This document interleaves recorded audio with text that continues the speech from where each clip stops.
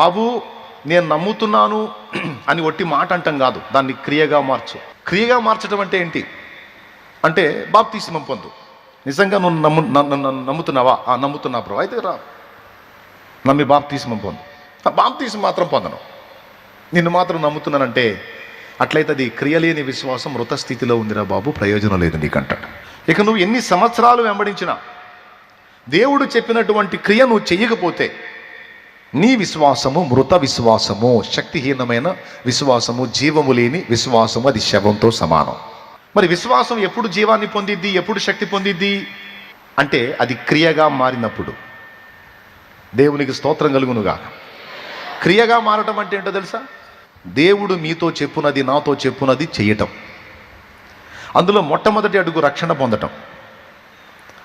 ఎప్పుడైతే నువ్వు నమ్మి బాప్తిస్మం పొందావో అప్పుడు నువ్వు చేసిన ఆ క్రియ వలన నీ విశ్వాసం జీవసహితమై నిన్ను నిత్య జీవానికి తీసుకెళ్ళింది.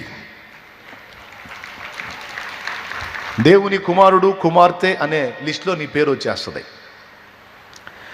నువ్వు ఈ కార్యం చేస్తే దేవుడు అక్కడ ఆ కార్యం చేస్తాడు. ఎవని పేరైనను జీవగ్రంథమందు వ్రాయబడినట్టు కనబడని ఎడల వాడు అగ్నిగుండములో పడవేయబడిను. ప్రకటన గ్రంథము 20వ అధ్యాయం 15వ వచనం. ఎవని పేరైనను జీవగ్రంథమందు వ్రాయబడినట్టు కనబడని ఎడల వాడు అగ్నిగుండములో పడవేయబడిను.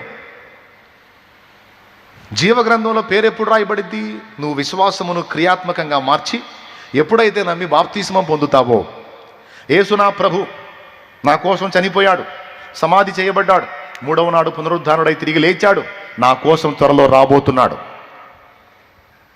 రాబోతున్నాడు యేసయ్య, నేను నమ్ముతున్నా, నా ప్రభు చెప్పిన సిద్ధపాటు నేను ప్రిపేర్ అవుతున్నా, సిద్ధపడుతున్నా. బాప్తిస్మం పొందమన్నాడు, బాప్తిస్మం పొందాను. రెండవది, నా ఆత్మీయ ఎదుగుదల కోసం వాక్యం చదవమన్నాడు, చదువుతున్నా. ప్రార్థన చేసుకోమన్నాడు, చేసుకుంటున్నా. పరిశుద్ధాత్మను పొందుకోమన్నాడు, పరిశుద్ధాత్మను పొందుకున్నా. ఆత్మ రక్షణ నిమిత్తం కొన్ని పనులు, ఆత్మీయ ఎదుగుదల నిమిత్తం కొన్ని పనులు చెప్పాడు.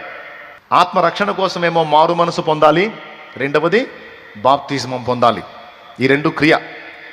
ఆత్మీయ ఎదుగుదల కోసం ప్రతిరోజు ప్రార్థన, వాక్యము, పరిశుద్ధాత్మ అభిషేకము స్వతంత్రించుకుంటూ ఉండాలి, పొందుకుంటూ ఉండాలి. ఈ మూడు వల్ల ఆత్మీయ ఎదుగుదల, ముందు చెప్పిన దాని వల్ల ఆత్మీయ రక్షణ, ఆత్మరక్షణ. ఎంతమందికి స్పష్టంగా అర్థమైంది? దేవునికి స్తోత్రం. ఇవి నిర్లక్ష్యం చేసి నాకు విశ్వాసం ఉంది